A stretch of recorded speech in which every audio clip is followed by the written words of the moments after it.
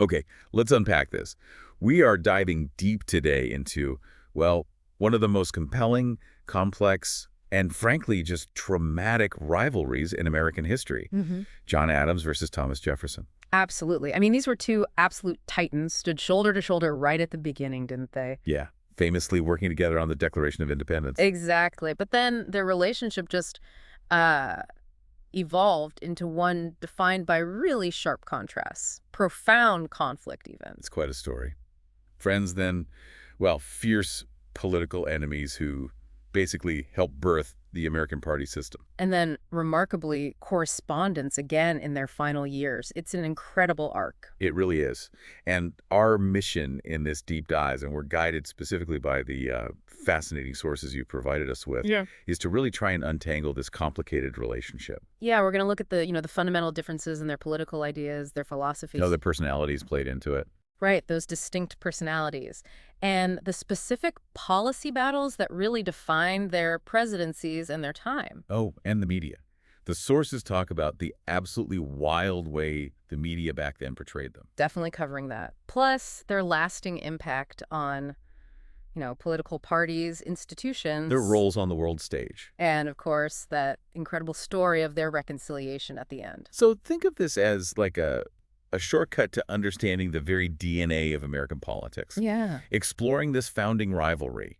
Based on these specific, insightful sources you shared, it isn't just reciting history facts. No, not at all. It's more like getting those aha moments, Yeah. about how the foundations were actually debated and built by real complex people. It reveals surprising things, the human side of it all, and, well, the messy nature of democracy itself. Exactly. So drawing directly from these sources, let's jump in. Okay. So where did this deep divergence really begin? I mean, the sources seem to point right back to the intellectual roots, don't they? Their core visions for this new nation. That's right. And what's fascinating looking at these sources is how early and how deeply their visions for the structure of the republic really split. Yeah. It mainly centered on that balance of power, between the central government and the states. Right. Adams, who, well, became the figurehead for the Federalists, he really championed a strong central government. He did. One source quotes him emphasizing a republic as an empire of laws and not of men. Really putting the weight on government by law, by virtue. Interpreted broadly, yeah, through a national lens. Exactly. And Jefferson, who would, lead the Democratic Republicans, he was just fundamentally wary of that kind of centralized power. Deeply suspicious. Yeah.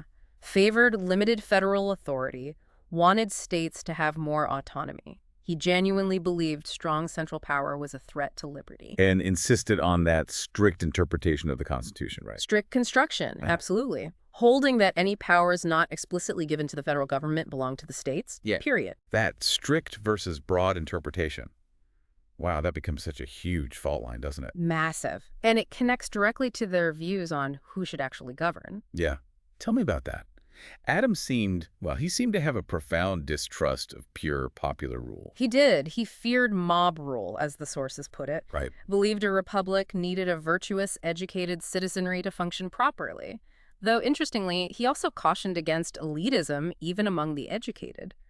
Jefferson, on the other hand, held a much more, let's say, optimistic view of the common white citizen, especially the farmer. The agrarian ideal. Exactly. He idealized this agrarian democracy of independent yeoman farmers. There's that famous quote to John Jay cited in the source. Oh, yeah. He says, "Cultivators of the earth are the most valuable citizens. They are the most virtuous." He genuinely seemed to believe that. Wow. And he trusted broader participation then. By white citizens, yes. And he actively pushed to get rid of property requirements for voting where he could. And these differing views on who should govern, who the ideal citizen is, that extends right into their economic philosophies too, based on the sources. Oh, absolutely. Jefferson deeply celebrated agriculture, individual enterprise. Right. He praised citizens, quote, managing their own affairs, unembarrassed by too much regulations, saw farming as the surest road to affluence. A very laissez-faire in a way. Pretty much. Skeptical of government intervention, believed, quote,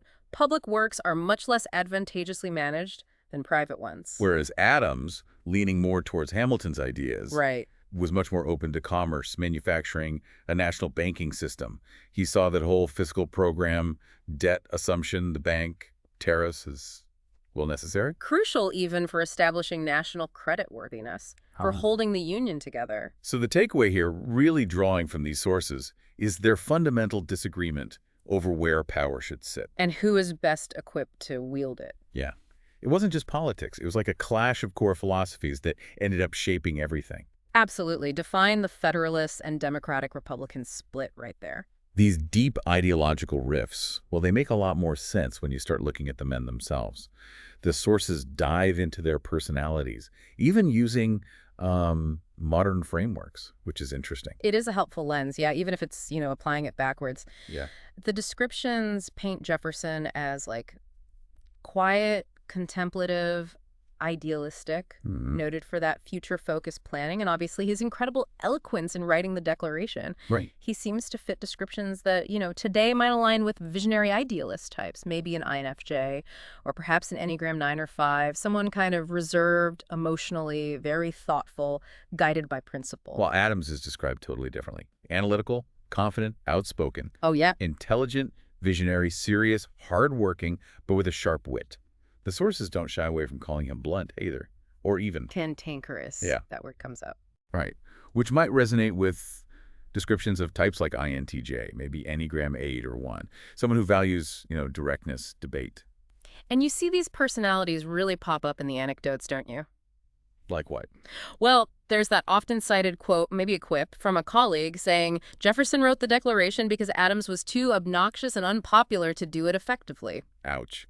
Yeah, that definitely highlights Adams' sometimes challenging style. It makes you wonder, doesn't it, how much of the political conflict was just pure personality friction bubbling up? Totally. I mean, Jefferson's measured private style could be misread, maybe. Yeah, seen as secretive or aloof. Yeah. While Adams's passionate, sometimes blunt way of talking might have seemed overly aggressive or domineering. There are different approaches to just communicating and making decisions. Right. Jefferson liking privacy, consensus. While Adams valued forthrightness, authority. It definitely seems like it fueled misunderstandings between them, big time. So, okay, you've got these fundamental ideological differences, these contrasting personalities. How did this all play out when they were actually, running the country? This is where the policy battles really ignite. Right? This is where the abstract ideas became, well, concrete conflict. Take foreign policy, for instance. The sources really highlight Jefferson's sympathy for revolutionary France. Big time. Which influenced things like the Louisiana Purchase later on. And he generally preferred economic pressure, right? Like the Embargo Act, over actual military conflict, especially with Britain. Yeah, try to avoid war if possible.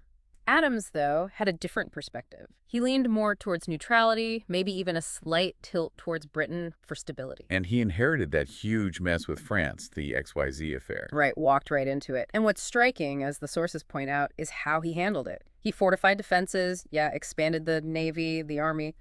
But his ultimate aim was an honorable peace. He actively resisted the intense pressure for all-out war. So diplomacy backed by strength. Exactly. Prioritizing a peaceful resolution. And Jefferson's party just hammered him for being too pro-British, too Anglo-centric. Okay, so foreign policy, big clashes. What about the economy? Same story, different arena. Adams largely continued Hamilton's Federalist agenda. Supported the National Bank, assumption of state war debts, tariffs. He accepted that more robust, centralized fiscal system. He did, and Jefferson, when he became president, systematically worked to dismantle it. How so?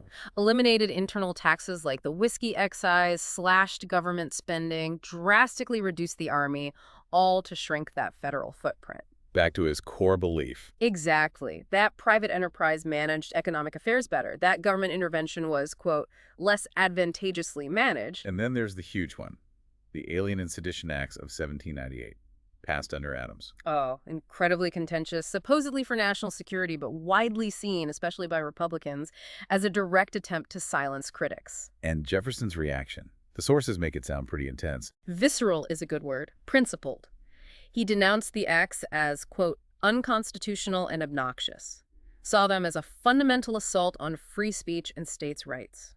He co-authored the Kentucky and Virginia resolutions because of this, right? He did, asserting that states could basically nullify federal laws they thought were unconstitutional. This whole episode, according to the sources, deeply embittered Jefferson towards Adams. Wow. So it wasn't just policy disagreement anymore? No, it felt personal, like a betrayal of core American principles. You also see the contrasts in just their presidential styles, how they carried themselves? Definitely. Adams is often described as rigid, formal, sometimes distrustful of Congress, maybe relying too much on his cabinet, especially Hamilton, which caused friction. Comes across as blunt, dignified, maybe a bit aloof. Yeah, that's the impression. Jefferson, though, cultivated a very different image. More relaxed, emphasizing that Republican simplicity. His vision, like in his inaugural address that the sources mentioned. As for a wise and frugal government focused on liberty, education, low taxes, minimal government. So these policy clashes were just direct outflows of their core differences, weren't they? Adams' approach feels more top-down, security, order. While Jefferson's is bottom-up, liberty first, limited government intervention. These weren't just minor disagreements. Yeah. They were foundational battles that really carved out the first political battle lines in America. Absolutely defined early partisan politics. And looking beyond the public policy battles, it's really crucial to get the human element here, how their actual personal relationships shifted from, well, friendship to pretty bitter enmity and then back again. It's such a journey. It started with genuine admiration, didn't it? Back in the 70s, 80s, colleagues, friends. Raising each other's intellect, dedication. Jefferson called Adams profound in his views, accurate in his judgments, high praise. Yeah, united by the revolution. But then the 1790s hit, and things turned bitter. Fast. Fueled by the political disagreements, absolutely, but also significantly by the factions growing around them. You had the Adams-Hamilton Federalists versus Jefferson's Republican Circle. And the language got incredibly harsh, almost shocking to read now. Yeah. Adams, in his private diary or letters. Yeah, described Jefferson as weak, confused, uninformed, and ignorant. Pretty rough stuff. And Jefferson wasn't holding back either, calling Adams's presidency the most grotesque scene in the tragic comedy of government. That's intense. It really highlights the depth of the personal animosity that developed, and there were specific moments, specific slights that stuck. Like what? Well, Adams was apparently quite hurt that Jefferson didn't congratulate him after the 1796 election win, a personal snub. And Jefferson really resented Adams's midnight appointments of Federalist judges right at the end of his term in 1801. Deeply. He said it gave me a moment's personal displeasure. Which sounds mild, but coming from Jefferson. Yeah, that probably meant a lot. And that was basically the end of their direct communication for years. Pretty much. They just stopped talking. The sources also touch on other factors, like Adams having Abigail, his wife, as this sharp political confidant. Right, a real intellectual partner. While Jefferson was a widower, kind of navigating things more on his own publicly. And both apparently struggled with periods of depression. Both had significant pride, as the sources suggest. So by the early 1800s, you add in the influence of advisors, partisans stirring the pot, their own hurt feelings. And the rivalry had become really personal, raw personal enmity. And this personal and political battle, it didn't just stay between them or in government halls. It absolutely exploded onto the public stage, right? Amplified by the media at the time, which, wow, the sources paint a picture of something wild. Wild is putting it mildly. Early American media was fiercely, intensely partisan. Newspapers, pamphlets, even these really crude cartoons, they were basically propaganda weapons. No pretense of objectivity. None whatsoever. The portrayals were just vicious caricatures. The Federalists, for example, painted Jefferson and his allies as dangerous Jacobins. Yeah, implying they'd bring the chaos, the atheism of the French Revolution right here to America. The source mentions a cartoon from 1800 showing Jefferson worshiping an altar to Gallic despotism, literally burning the Constitution. Painting him as a radical Francophile, an anti-American traitor. Just imagine seeing that about a presidential candidate. Another source description talks about him being depicted as a brandy-soaked anarchist pulling down the pillars of government with the devil's help. It was absolutely relentless, and it went both ways, of course. Right. The Democratic Republicans attacked Adams just as hard as monarchical, a warmonger. Plotting to establish an aristocracy, calling him the arch-federalist. And the newspapers themselves were like battlegrounds. The Federalist Gazette of the United States versus the Republican Aurora.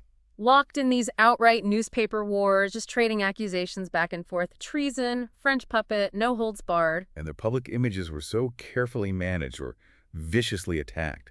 Jefferson cultivating that image of the refined, intellectual, philosophic Virginian gentleman. While Adams, maybe less polished in his public speaking, often got painted as the blunt, sort of rough around the edges New England bully. So the key thing here from the sources is how fundamental these brutal partisan media portrayals were.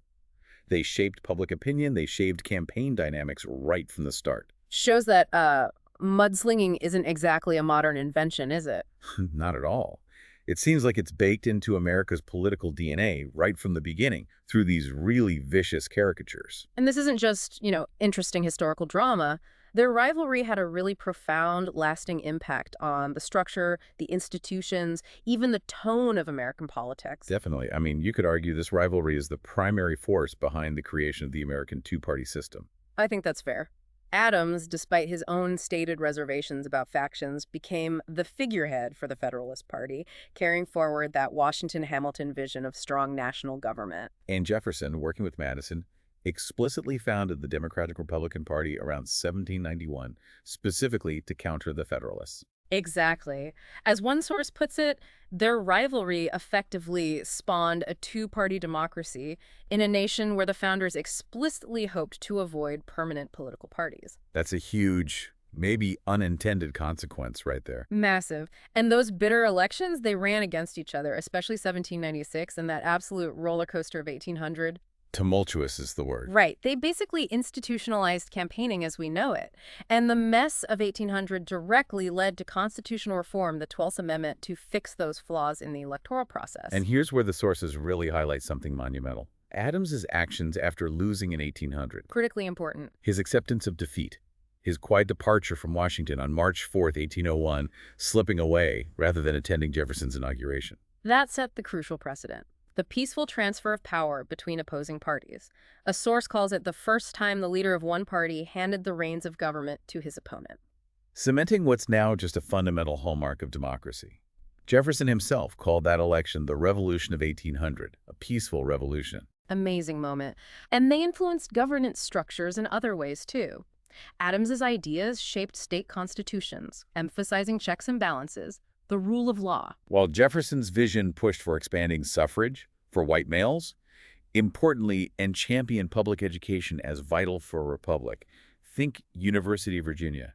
And that really awkward situation where Jefferson, as the runner-up, served as Adams's vice president. Yeah, his main political opponent. It totally exposed the flaws in the original electoral college design. That had to be fixed. So the big insight here is that their intense, even bitter rivalry didn't actually destroy the young republic.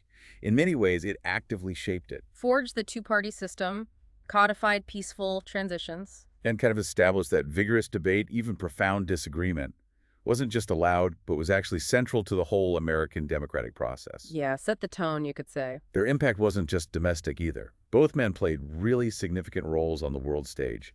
Again, though, with very different styles and priorities. Absolutely. John Adams, you have to remember, was a seasoned diplomat before becoming president. Right, lots of experience. Huge experience. Key envoy in the Netherlands, Britain, France during those critical post-revolutionary years. He was instrumental in negotiating the Treaty of Paris in 1783, ending the war. And notably resisted French pressure to limit U.S. gains, didn't he? He did. Stood firm.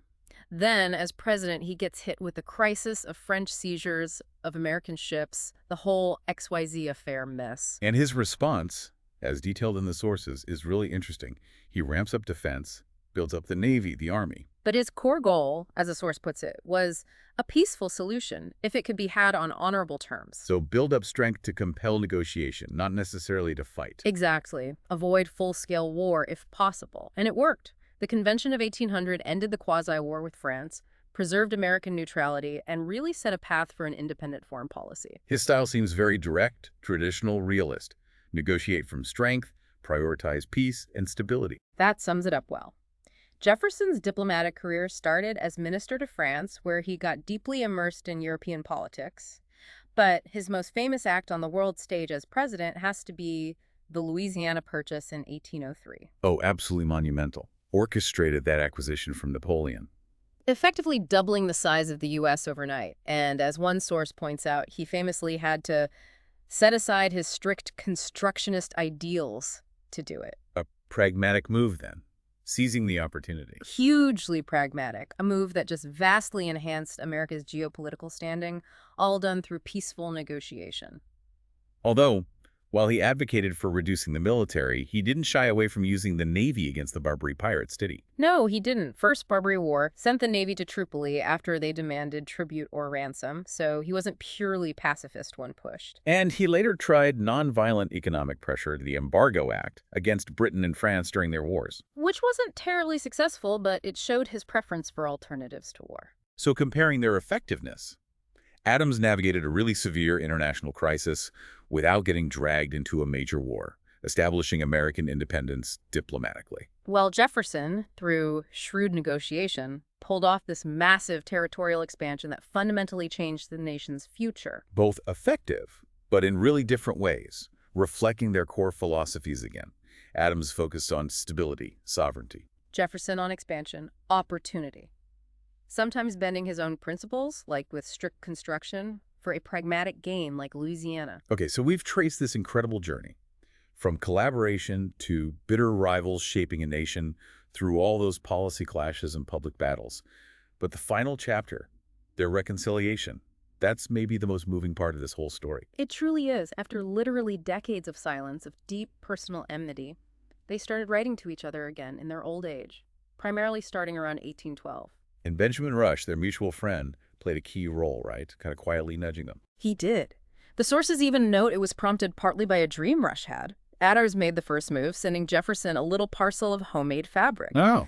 And Jefferson replied in January 1812. And from that point, right up until they died, they exchanged hundreds of letters. Over 380 in total, the sources say, just between 1812 and 1826. Yeah, and these aren't just, polite how are you notes. The sources describe them as incredibly rich, insightful, personal letters, considered among the finest things either of them ever wrote. Discussing everything, apparently. Philosophy, religion, government. Farming, their grandkids. It's like this incredible window into their minds after the intense heat of political battle had finally cooled down. And then there's that historical twist at the end that just feels, well, almost unbelievable. They both died within hours of each other on July 4th, 1826. The 50th anniversary, to the day of the Declaration of Independence, the very document that first brought them together. It's incredible symbolism. Jefferson died first. And hours later, Adams's reported last words, apparently unaware Jefferson was already gone, were, "Thomas Jefferson still survives." Chills. That shared, almost symbolic death date has just forever linked them in the American story, hasn't it? Absolutely cemented their linked legacy, and modern scholarship looking back through these sources really sees their rivalry and that eventual correspondence as essential for understanding the founding generation. Viewing them not as perfect demigods, but as complex. Flawed, human, yet remarkable figures. Exactly. Their letters are just mined for insight into their thinking, the era, everything. Historians quoted in the sources, like Carol Birkin, know that Adams's anxieties and Jefferson's idealism actually make what they achieved so much more remarkable. And Douglas Ambrose calls their late life letters among the best things either ever wrote. High praise indeed. So their legacy is it's multifaceted, isn't it? They fundamentally shaped American politics by embodying and fighting over its opposing tendencies, centralization versus liberty, order versus populism. But that late life reconciliation also showed something powerful. That even the most intense political rivalry could, eventually, give way to personal respect, to connection. They're remembered now as both fierce rivals and indispensable partners in the whole American experiment. They're duel of philosophies, you could say, setting the stage for the nation's ongoing democratic journey. What an incredible arc we've explored today, following John Adams and Thomas Jefferson from, United Revolutionaries to these bitter enemies shaping the political system, and then finally to correspondence, forever linked by history, by fate, and by their foundational contributions. It really is a story that reveals so much. The immense challenges of actually building a nation from scratch, and the complex, often contradictory humanity of the people who did it. Yeah. And based on these sources we've dug into, here's maybe a final thought for you, the listener, to ponder. The sources clearly show us how essential those deeply contrasting visions and that really vigorous debate were to forging the nation, often through pretty painful conflict. Absolutely necessary, it seems. Yet, they also reveal that these same bitter rivals eventually found their way back to mutual respect, back to connection, So what does this complex history, this story of fierce opposition followed by eventual correspondence, what does it tell us about the role of disagreement, the possibility of compromise, and maybe the potential for connection, even across deep divides, in our own time? That is a question worth considering deeply. Indeed it is. Thank you so much for bringing these fascinating sources for this deep dive into the Adams-Jefferson rivalry. It was quite a journey.